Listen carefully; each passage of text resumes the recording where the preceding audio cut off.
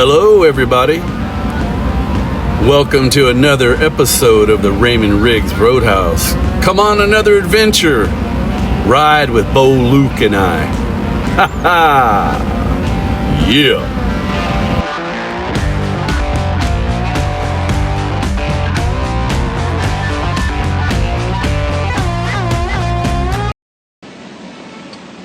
Good morning, everybody. It is Tuesday, December 17th. We're getting ready to leave that casino where we stayed last night and jumping on the road, going to Freedom, Oklahoma, to Cargill Salt, and then we'll be off to Mount Vernon, Texas. It is 36 degrees right now, but clear skies. See a couple scattered clouds here and there, not bad. Already took the boys out. Bo and Luke are happy campers. And I did my pre-trip. Everything looks good. And we're ready to rock and roll. So, see you in a bit. So here we are at the salt place, picking up the load, waiting for them to tell me what door to go to. I'm going to be loading up over next to that other blue truck over there, I believe. Because the one straight ahead is for flatbeds only, the dock number 1.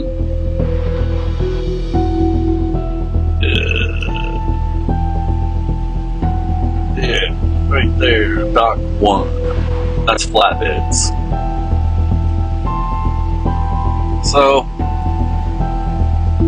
having more issues on the new truck. Now my electronic logs will not charge, so my tablet's dead, so I can't see no information. So now I gotta take it into Wilmer, Texas, to our terminal and get another tablet and see why it's not charging. I followed the wire and I tried to look for a fuse, but I can't find anything. The way they got all the wires up underneath the dash, and yeah, so always something going on, I tell you. But yeah, it's 58 degrees here. 11:09 a.m. That's my update for now. See ya. Okay. On County Road 110. Thank you, Garmin. Alright, we got our load. Now we get to go down this little country road, working our way out of here. Yeah. It is 12:32 p.m. So the computers went down at this place, so they had to handwrite all my bills. I tell you. My luck is not good right now. Continue for 2 miles. And here comes a truck. Ugh. Continue 1 mile to the end of the street, then turn left. Talking about sketchy. Yeah. That's what I was going to say. Look how narrow these roads are. Woohoo! They're testing our driving skills, Rigaronis. 66 degrees now. At the end of the street, turn left. Shoot, I'll be coming out of this jacket pretty soon. That's my kind of weather.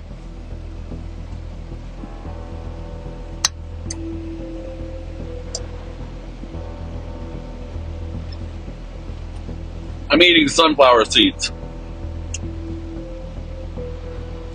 In case you were wondering what was popping. We're popping.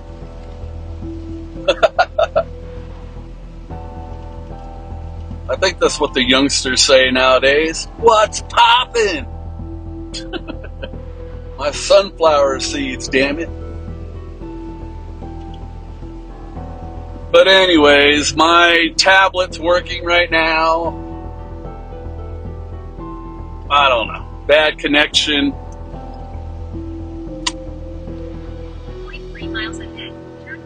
Always something going on.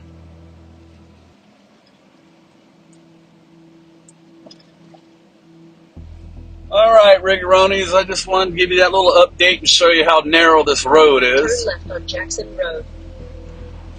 I'm going to go ahead and make me my left turn here on Jackson Road. Get out on a real highway so I can put the pedal to the metal and get it on, baby. Get it on. All right. Yeah, these roads are freaking narrow, man. Whew.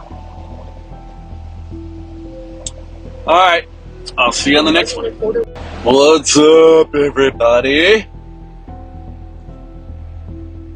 Stuck here in traffic in Oklahoma. It's 3:50 p.m. 72 degrees. Got the air conditioning going as I haven't stopped to take this jacket off yet. But yeah, we got a bunch of rubbernecks going on. There's some police activity.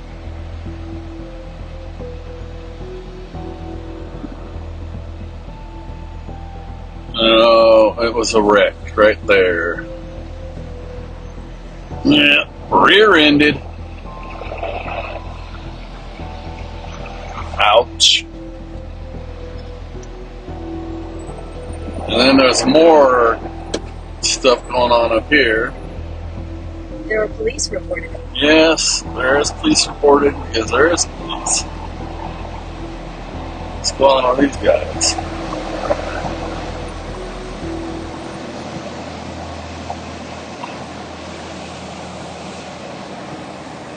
I don't know. A couple cops talking to a dude. Stopping traffic on that side and this side for that nonsense.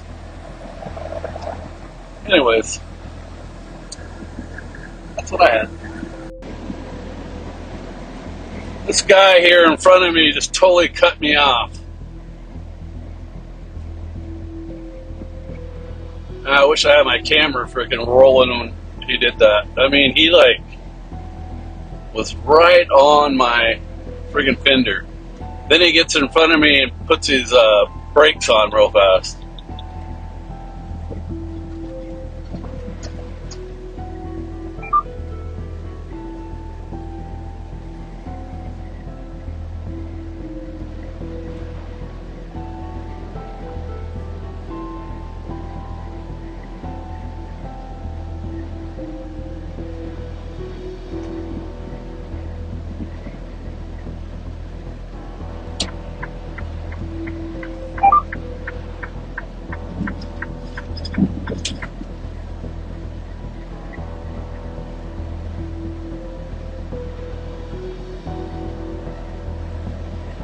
It's another douchebag.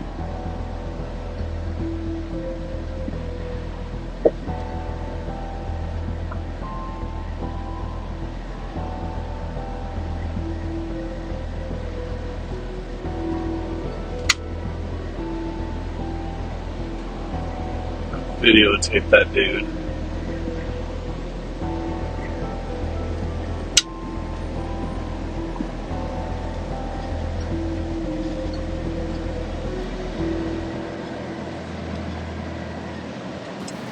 Yeah. One of those. Anyways. Yeah, I was going up the hill. I got 44,000 pounds on this load, so I'm heavy. And I guess he's light, so he flew past me, pissed off because I couldn't go fast up a hill. Anyways. Yeah, some of these drivers out here are douchebags. I don't know why they got their CDL. If you're a truck driver, listen to this. You know what I mean. I'm sure you see the same crap.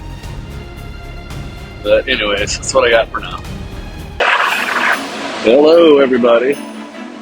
So here I am at the Wilmer yard, getting that tablet replaced. Hopefully we get it running again and working. And he's hooking up my CD. But, yeah. So this is Wilmer, Texas. get that fixed. Then I'm gonna go lay down. I'm pretty tired. All right, guys. See you in a bit. I saw this on this channel called Liberal Hive Mind. I thought it was pretty interesting. If you watch Trump, how he negotiates. I mean, he took like $100 billion and turned it into $2, and then he grabs a guy, like manhandles him. I mean, he's boss. I don't know. What do you guys think? Could you picture Joe Biden doing what Trump does? Never. Rattlesnake TV, I'm sure you guys know who that is, and if you don't, well, you definitely should, and you should subscribe, because it's by far one of the best debate analysis channels on the platform. But recently he posted a video of an encounter between Patrick Bet-David and David Pakman, where Leftoid David said this: opinion of the US has dramatically improved since Biden replaced Trump. I think that matters. I'm not an isolationist, so I think it's important that other countries respect the office of the presidency, and under Trump, it was a joke, you know, literally laughed at the UN, goes to India, mispronounces 10 Indian names, and the crowd is just leaving. It was a humiliation everywhere he went. So I think that's it's like a soft thing that I think is really good. So the fact that we're no longer feared is a good thing. I don't know where you're getting that we are no longer feared. So you think people fear Biden?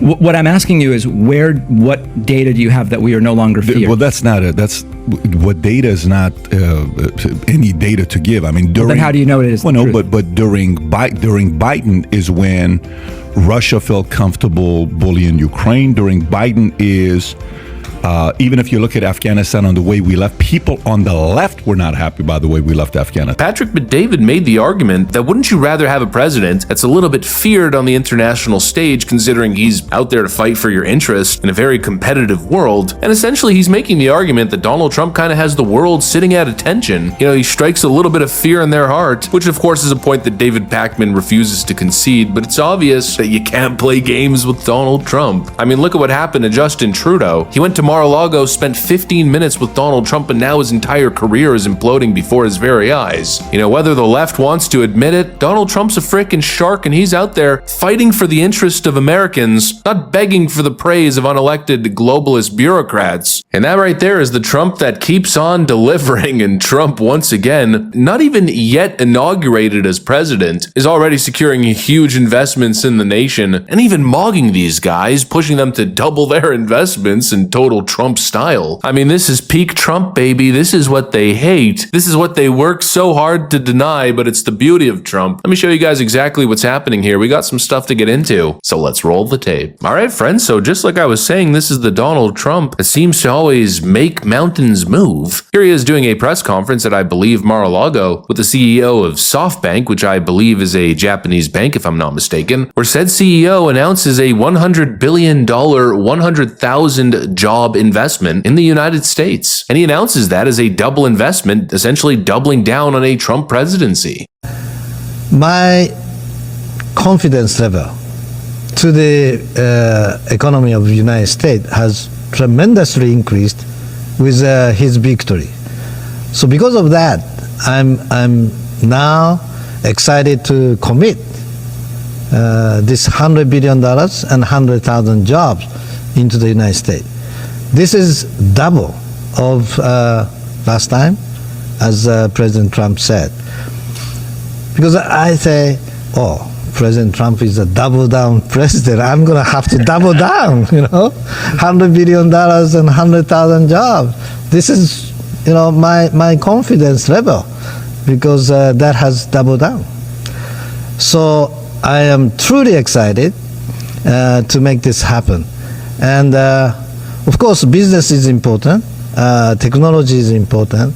But one more thing I'm really hoping is that this President Trump would make the world, bring the world into peace again. That's my additional hope. So already good stuff is happening. Trump's bringing good foreign investment into the nation. Investment coming from our actual allies, not our adversaries. From Japan, that's part of the G7, of course, as we know. And finally, money coming into the nation instead of leaving your pockets and going to foreign adversaries. Doubling down of that investment, and then Donald Trump absolutely mogging the guy. But I'm going to ask him right now, would you make it $200 billion instead of $100? He can actually, believe it or not, he can actually afford to do that if he wants to. Would you do that? Well, my promise is 100, but he's now asking to do more. I think with your leadership, my partnership with you, with your support, I will try to make it happen. Okay, that's good. All right. 200. He'll make it happen. 200 billion investment. He is a great negotiator. He's a good man. He's a brilliant guy and did an unbelievable job. And yeah, okay, great speech there, buddy. Now, how about we make that 200 billion in true Trump style? You gotta freaking love it. I mean, he's America's bulldog. He's America's business bulldog. That's what he is. I mean, look at Trump. He straight up grabs the guy and nearly manhandles him. He's asserting his dominance out there like he always does with all these foreign leaders and business people. The notorious Trump handshake, of course, it's very well known.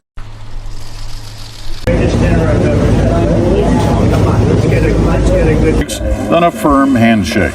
Slow it down. And from the side. Not one, but two yanks. He's the guy who's going out there and fighting for your interests, and that's why people love him. And clearly it's something that the left doesn't understand. David Pakman doesn't seem to understand how really truly idiotic what he said was. The entire world seems so happy that Joe Biden is president now. That must be a good thing, right? Because the entire world must be our best friend and always wants what's best for our interest, of course. I mean, come on. Obviously, on the world stage, every nation is trying to win, even our closest of allies, in trade negotiations and frankly in everything. They would like to win. Everybody would like to be in the winning seat, but America is in the winning seat, and it's something that you got to protect. Maybe if all the foreign nations are celebrating your president, maybe it's not a good thing. Maybe celebrating that could be considered foolish, especially when your president is a freaking vegetable. Oh, I wonder why China and the rest of these nations are so elated, so excited that the White House has essentially been turned into a weekend at Bernie's situation. I mean, give me a break. The naivete is off the charts. But now we got Trump back. The guy who got laughed at these UN and NATO events. America's so true.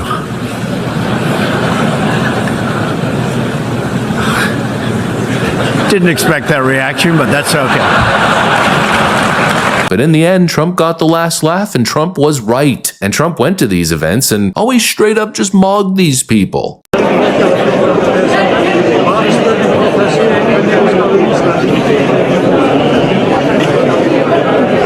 And he always got these people to pay up. He always went there representing American interest and walking away with something for the American people. And now he seems to be doing the exact same thing with big Japanese investment dollars. And he's pushing for even more. And it's no wonder why this guy just got elected in absolute historic landslide fashion. I just have a feeling we're about to see peak Donald Trump. It feels like the rest of the world, and even domestically, people are willing to work with him like never before. I could just imagine it. If things are going to go the way that I think they might go, then are we going to enter the season of left-wing seething? It seems like business is back. The big government goons have been repelled, at least for now, and maybe, just maybe, we'll be able to enjoy a little moment of prosperity. And maybe that's what happens when you don't elect an absolute wimp to a position of power. Maybe at the end of the day, that's the lesson that Democrats ought to learn. The Trumpinator's back, baby. If you can't see the difference between Joe Biden and Kamala Harris and all the crap we've been through for 3.5 years, going on 4, I don't know what to tell you. Donald Trump, welcome back, buddy. Let's all kick some ass. You. Thank you for watching the Raymond Riggs Roadhouse. Bo, Luke, and I, we appreciate you. Hey, if you haven't hit the subscribe button, hit it. Hit the notification, share, become part of us. Let's go on a trip together and an adventure. All right, guys. I'll see you on the next episode. Have a good one. Good night.